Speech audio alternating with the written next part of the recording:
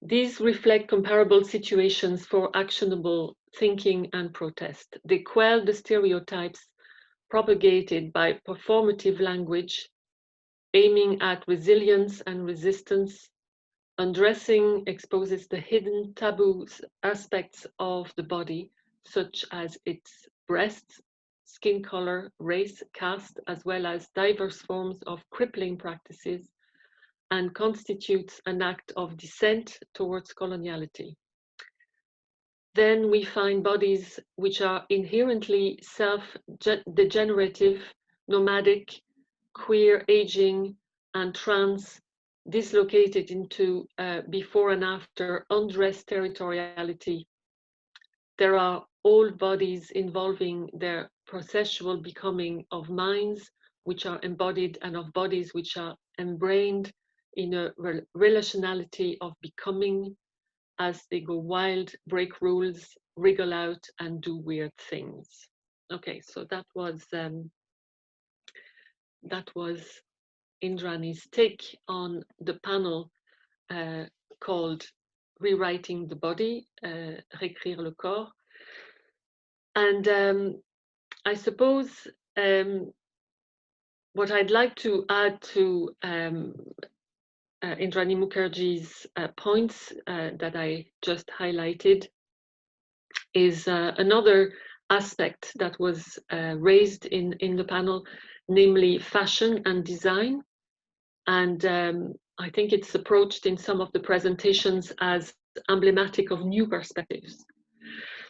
So we see fashion turning itself around to negotiate a liminality, allowing the body to challenge fixed notions of beauty, sexuality, normativity, and cultural belonging. So I'm very happy to welcome everybody here to because I presume you've all seen the videos, and I can't summarize all the points that were made, but before I even ask one question myself to the panel, I'd like to know if amongst the speakers in particular, if there are people who would like to rebound in a way on what others have said that was actually a continuation or possibly a challenge to what they themselves raised in their own papers. And if I can open the floor, in fact, to the speakers and see if there are comments or questions they would like to make.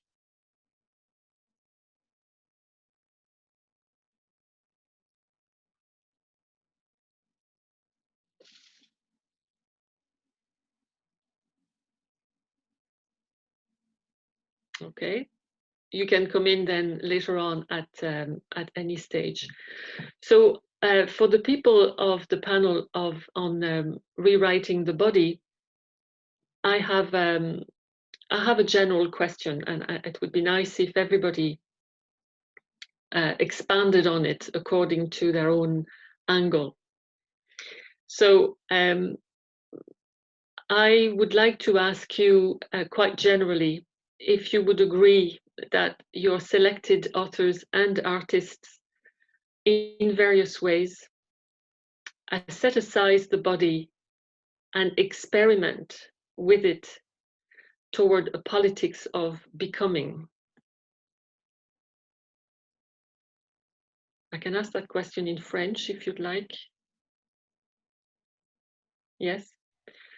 Pensez-vous que les auteurs et artistes que vous avez sélectionnés de diverses manières esthétisent le corps et expérimentent avec lui vers une politique du devenir? This is a question that springs because many of you have made the link between historical studies, especially post-colonial studies, and the writing of the body or the rewriting of the body aesthetically and politically today. Vous êtes nombreux à avoir fait ce lien entre les études historiques et postcoloniales en particulier et l'écriture du corps aujourd'hui d'un point de vue esthétique et politique. Voilà, donc la question, est-ce que vos auteurs, vos artistes, tels que vous les avez sélectionnés, esthétisent le corps et expérimentent avec lui vers une politique du devenir?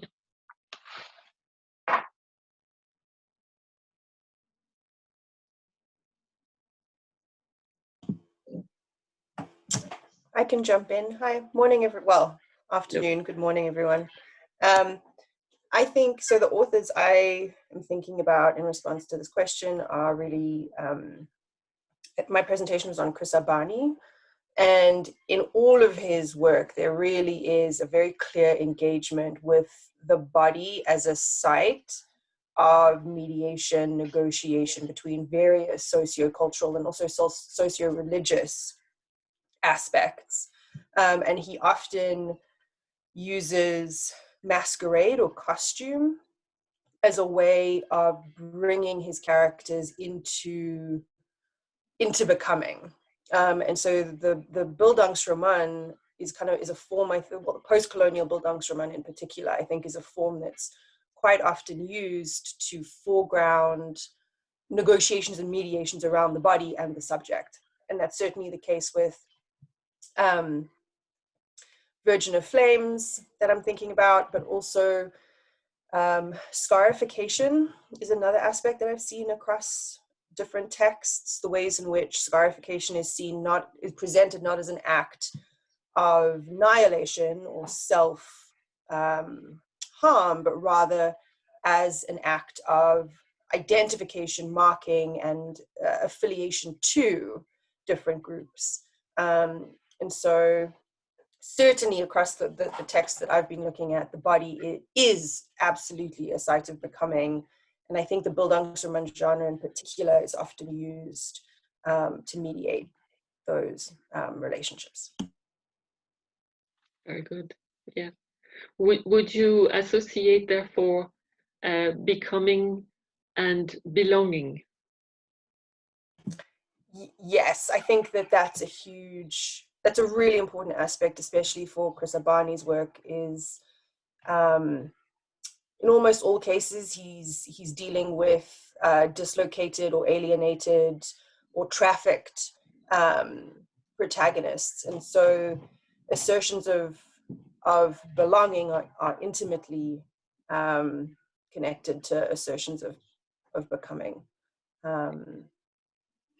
And different modes of belonging, I think, the body becomes both a mechanism for rooting and a site of affiliation, even though it's also a site of alienation for many of these protagonists as well.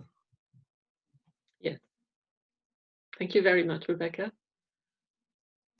Can I bring the next one? Hi. Yes. Hello, Claire. Hi, everybody. I think that Anna Taylor, rather than aestheticize the body, she wants to normalize it, the female black body. She doesn't want, I know that naturalize something can be like a slippery word or a slippery concept, but since African literature is, as I defended, tends to be at least a male projection or a male product. So all the projections, all the histories and viewpoints tend to be masculine, patriarchal, phallocratic, and so on and so forth. Our main objective is, okay, this is the female body. These are the opportunities, the possibilities, and the capabilities that we can recognize to the female body. This is the new kind of aesthetic that she defends, and actually, it is so very focused on the politics of becoming, like what women can become after the beneficial effects of the literature. But actually, well, after the Ghanaian focus on ASI, the Ghanaian political system, well, they advanced a law which was aimed at focusing at helping people, women who were attacked by domestic violence.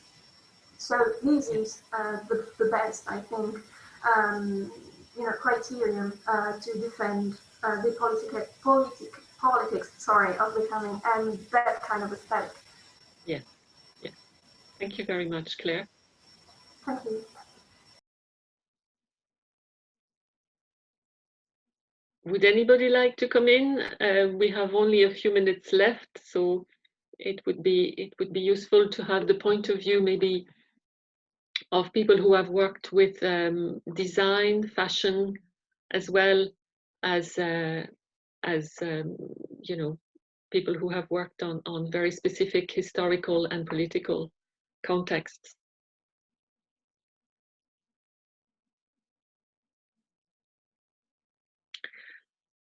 I thought, Julien Nel, vous êtes là? Je pense avoir vu votre nom tout à l'heure. Bonjour. Est-ce que vous voulez peut-être réagir à ce qui vient d'être dit, cette idée de la politique du devenir, dans la mesure où votre travail a aussi beaucoup porté sur les images? Yeah, I would say that there is not so much aestheticization than denunciation in the works that I studied, because there is a denunciation of the entrapment of the body, of the female body, in those images. But I would say I find aestheticization mostly in models, in le modèle of, for example, the mother of the narrator in Annie.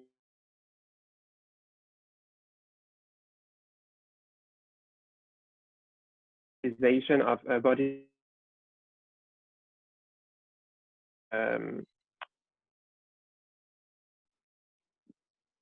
put on a pedestal because her mother is a working class woman, and she's quite vulgar, and she's not a model as the sense of magazines and advertising and so on. But I think Aniano aesthetizes her body to make her a model for her narrator to follow and to become a more liberated character. Mm. And would you say then that outside the aestheticization, the other side of the question I asked originally was the experimentation with the body, and is there such an element in those novels? I'm not sure I would call it experimentation, but there is an experimentation in the sense of the link between body and food, which is omnipresent in the three works. There is anorexia and bulimia and other mental disorders related to food. So there is a kind of experimentation related to that, but there is no like very formal with figures of speech, with a lot of figures of speech related to experimenting the body, but yeah, mostly related to the food question, I think. Okay, thank you very much, Julien. Is there any comment or question on what has been said so far? I'm sorry, I do not have Spanish. I cannot call upon the Spanish speakers. Indrani was supposed to do that, but if the Spanish speakers in the audience have English or French, I'd love to hear from them too.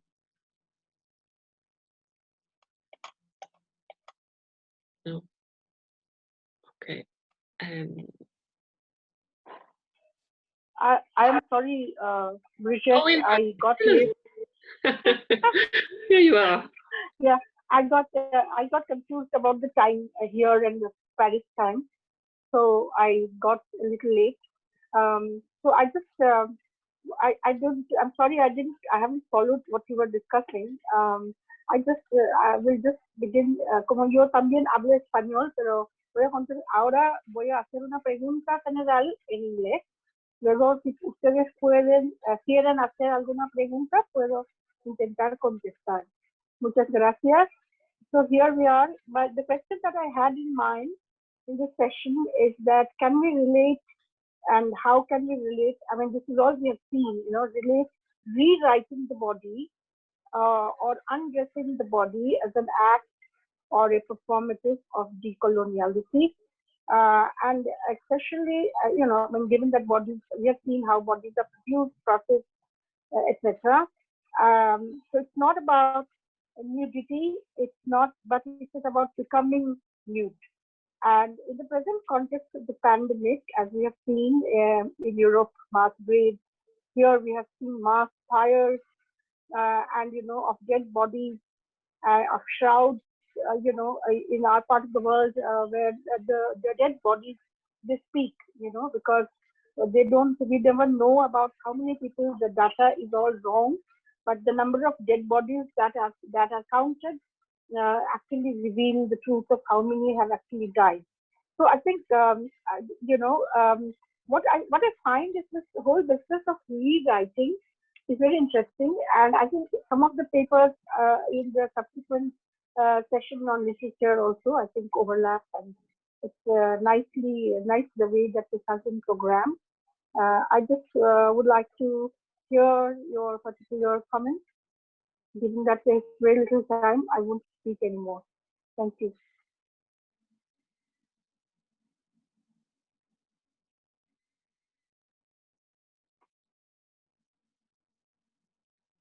I'm actually not sure everybody could hear you very clearly, Indrani, because it broke up a little bit.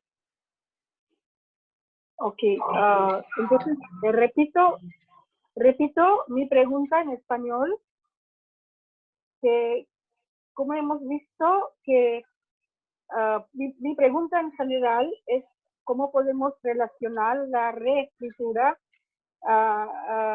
del cuerpo con con el desdecirse como un acto o como un transformativo del decolonialidad. Cómo vemos que los cuerpos están producidos, procesados, abusados, y cómo en la situación de la pandemia hemos visto también que los cuerpos muertos no son sordomudos, ellos también hablan. No sé si se me oyen. I'm sorry. Can you hear me? Oh, this is such a... We can hear you. Yes. Okay.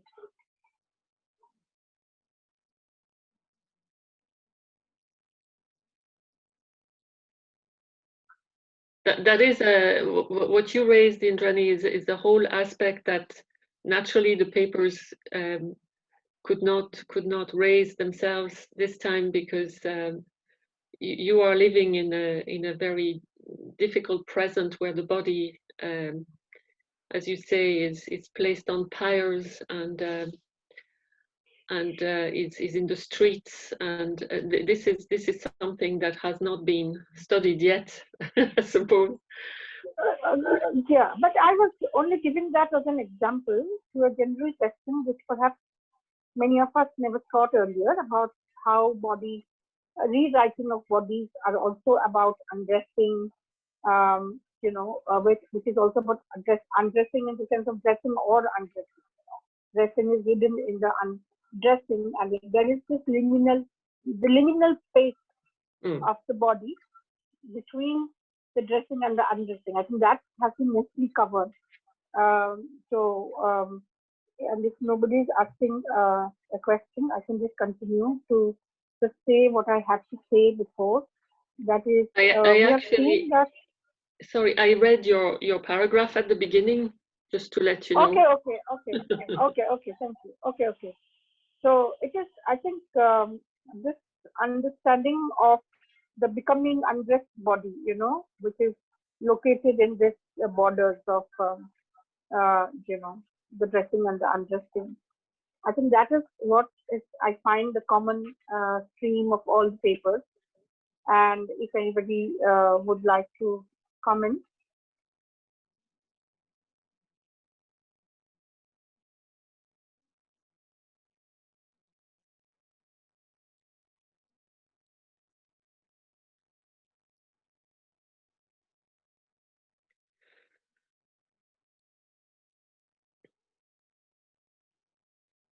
I think maybe people are waiting for the next debate because we've already overstepped the time allocated. Oh, so okay. Yeah. I'm sorry. Can you hear me? Yes. Yes. Sorry, I don't know if I can talk now or do I have to wait? It's about this question of body and decolonialidad. In the novels that I studied, particularly about Algeria in a French colonial context, we have the dead body, about what you just talked about, the dead body who are really a sign, dead body of Algerian men who are cut by the independentists. These cuts, which is really a symptom of this war in Algeria, means really the separation between old friends and new friends. And this refuse of a colonial subject who could be indigenous and French on the same time. And on the other side, you have the bodies of independentists who are killed by French military, and these bodies disappear. And this is the whole question of the body, the corpse that we can't find, and this impossibility to try. This is really the difference between two kinds of corpse in the war that made particularly France in Algeria. Bodies cut and bodies disappeared. And you had choice between the two deaths. Mm. Mm. And you see that phenomenon as the writing on the body, not so much of the body, but on the body. Oui, sur le corps, plutôt que l'écriture du corps. Oui. Oui. Est-ce que je peux faire une question pour... Je sais qu'on est au fond de la session, mais en musique, nous avons cette question de réécrire le son. Et il y a quand même une vingtaine d'années, on a compris que réécrire le son, c'est réécrire le son dans une écologie sonore. Donc, je demande si réécrire le corps n'est pas une question de réécrire le corps dans son écos et non dans son individualité, mais dans des relations. Et donc, c'est là que je comprends un peu la question du devenir. Non seulement le devenir comme un devenir au futur, mais un devenir de faire des blocs de contact. Donc, si on est encore dans un écos, dans une maison, dans une ambiance, donc ce corps, il va être réécrit à tout le temps. Et je pense que ce qu'on est en train de vivre à ce moment-là, c'est de ne pas comprendre ce qui est à l'extérieur, où est le corps, et d'essayer de vivre le corps absent du reste du milieu. Et donc, on est arrivé à cette situation qu'on est des petits carrés. On est des corps en absent du milieu, c'est ça. Donc, ça, c'est une question un peu à Indrani, parce que sa proposition, je pense que amène à cette question. Yeah. I could hear Indrani, but I'm sorry, I don't understand your question. So perhaps Brigitte could fix that. Brigitte, no, hablo español, si pueden. Brigitte puede contestar. Sí, lo que estaba a hablar rápidamente es la cuestión de el cuerpo necesita de su ambiente. Y el ambiente, el entorno, el mundo está todo tiempo a reescribir el cuerpo. Es una cuestión, no una afirmación. No, sí, el reescribir el cuerpo o en continuación también con el último comentario que hizo Brigitte, que si estamos hablando de escribir sobre el cuerpo o escribir por el cuerpo, o bueno, me parece que esta conjunción no importa, ¿no? Porque el cuerpo, en fin, es algo que habla y no es sordomudo, no es pasivo, y también, como ha dicho muchos, bueno, el más famoso que el cuerpo, a pesar de ser disciplinado, también tiene agencia, ¿no? Tiene subjetividad. Y me parece, no me recuerdo el nombre, perdonará que estos nombres extranjeros me cuesta recordar. Por ejemplo, una ponencia que decía que el cuerpo es la continuación de su entorno, de su realidad, de su identidad. No, me parece que esto es muy significativo, y también añado que no solo el cuerpo vivo, que también el cuerpo muerto, sí, todo necesita de su entorno, y eso posibilita que tenga alguna agencia, ¿no? Con su corporalidad, en la materialidad de su cuerpo, ¿no? Esto es muy importante, me parece, al final, ¿no? Sí, gracias. Well, maybe we will allow the next debate to begin, because I think Yes. we've stolen 10 minutes already. Okay. So Thank you everybody for very interesting presentations, and for being able to have a debate despite difficult circumstances. Well, thank you and goodbye. Thank you. Thank you.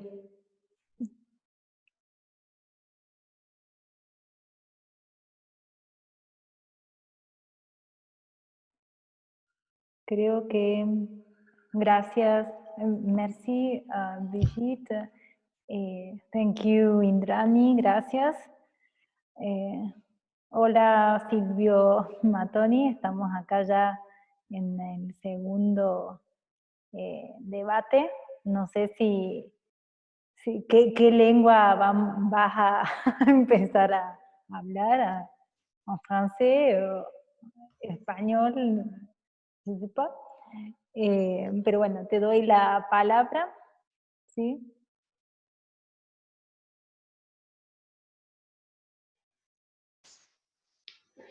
Hola, buenos días. Bonjour. Excusez-moi, je vais parler en espagnol, mais on peut parler un peu en français aussi, en anglais, en tout cas. Bueno, el eje cuerpo, estética y filosofía, desde su planteo, se sitúa en una perspectiva de la estética filosófica, aunque para contradecir justamente su formato clásico, donde el cuerpo sería una apariencia, ¿no? O un fenómeno de un contenido, una forma.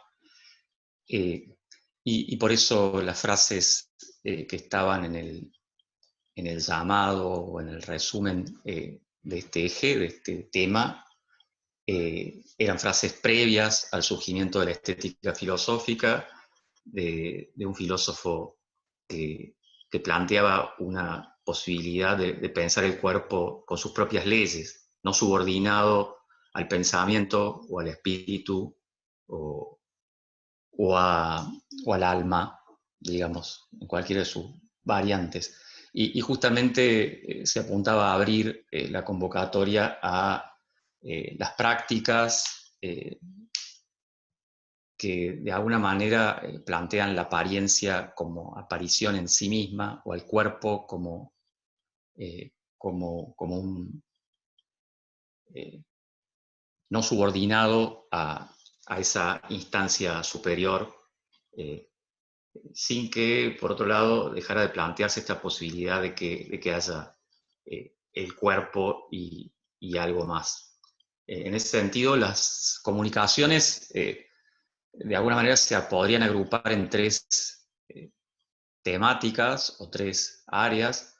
Una más propiamente filosófica, que se cuestiona este problema de la relación entre pensamiento y cuerpo, o entre fenómeno y interpretación de alguna manera, pero también la relación del cuerpo pensado como forma de vida, ¿no? E incluso la relación con la enfermedad, con lo patológico, como signos que estarían ahí en el cuerpo. Bueno, hay dos o tres diría, comunicaciones que tienen esta perspectiva más filosófica, sin que la filosofía esté ausente en las otras. Luego hay un grupo notable de comunicaciones sobre literatura, donde la escritura de ciertos autores contemporáneos que realizan una indagación sobre la relación del cuerpo con el lenguaje, o que plantean una enunciación que remite a instancias de la corporalidad, ahí tiene su importancia, ¿no? Y bueno, hay autores notables como Joyce, Beckett o Blanchot. Y luego otra tercera área o cuestión tendría que ver con prácticas artísticas que tienen relación con el cuerpo. Ahí había también alguna comunicación que plantea una relación entre enunciación literaria y música, que podría conectar con esta otra área, y esas comunicaciones sobre prácticas artísticas se refieren a el cuerpo en la danza, o la relación del cuerpo con artes tradicionales que situadas culturalmente, e incluso también las representaciones del cuerpo en relación con las artes. Entonces, bueno, preguntas filosóficas, preguntas literarias y preguntas artísticas serían las que se abrieron en general en el eje. Bueno, espero que el español no les sea totalmente opaco, sino hay ponencias en francés y en español en este eje en particular, pero podemos escucharnos también en francés.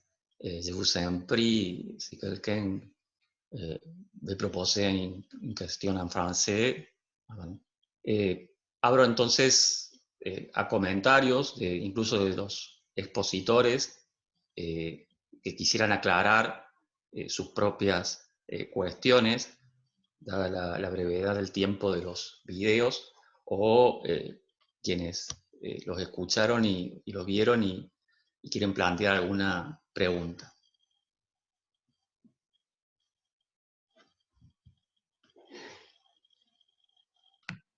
Hola, buenas. Yo tengo una pregunta, un comentario para lanzar así en general, que tiene que ver con el hecho de que estas tres áreas de las que hablabas, las comunicaciones, ¿no?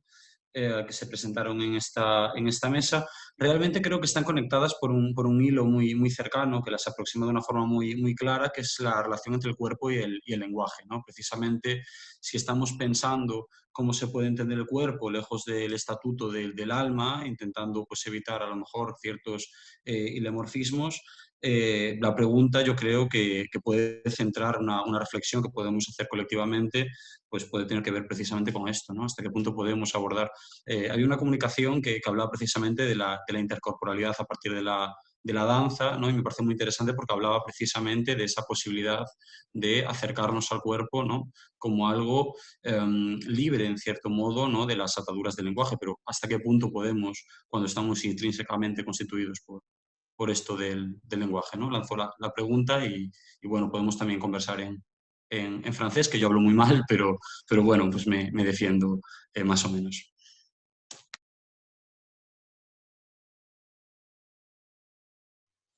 Bueno, gracias, Sergio. Creo que la expositora que planteó la comunicación sobre la danza, me parece que está presente, no recuerdo. Era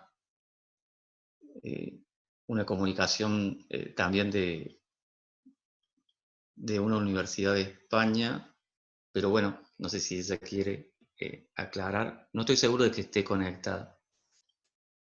Sin embargo, el problema del lenguaje y el cuerpo obviamente está presente en los análisis de los escritores que se plantearon que tienen ese eje central, y en las otras comunicaciones también.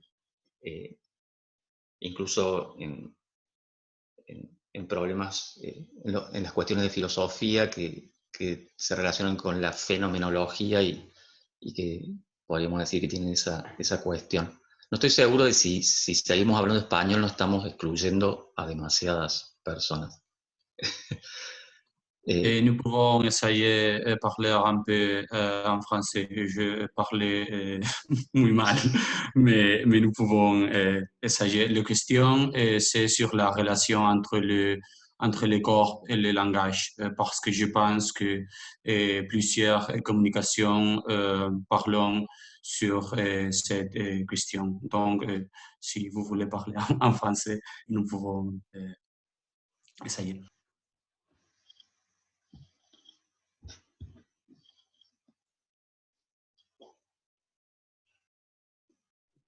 Moi, bonjour tout le monde. Je ne sais pas si c'est vraiment la question du langage, mais moi, peut-être ça peut en partie répondre à votre question. Effectivement, c'est très intéressant de voir ce lien, mais moi, je le vois, par exemple, ce lien entre le corps et l'écriture. Donc, je me suis rendu compte d'ailleurs que mon intervention était très très longue. J'espère que ça n'a pas endormi tous ceux qui ont vu ma vidéo qui était extrêmement longue et répétitive. Mais si je peux résumer un peu, c'est ça. En fait, par exemple, chez Beckett, le corps s'inscrit tel qu'on on le voit, ou plutôt tel qu'on ne peut pas le voir. Ce corps, en fait, cette image qui est très fragmentaire, l'écriture emporte l'empreinte. Je ne sais pas comment on dit en espagnol, empreinte. Je ne sais pas si la trace, l'empreinte, c'est comme quelque chose d'imprimé qui vraiment s'imprime dans le corps du texte. Le corps, c'est le corps du texte aussi. Je ne sais pas si ça peut... Et donc, effectivement, oui, c'est la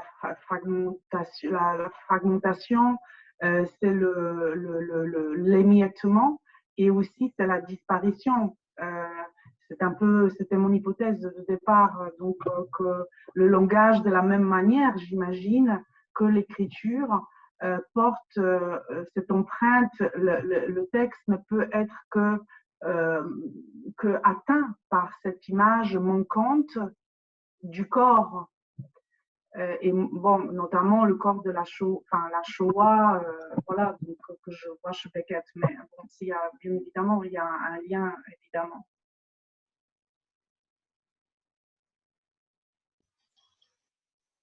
Merci, Agatha. Je pense que vous êtes en train de parler sur le langage comme des traces en presse d'une manière physique, non?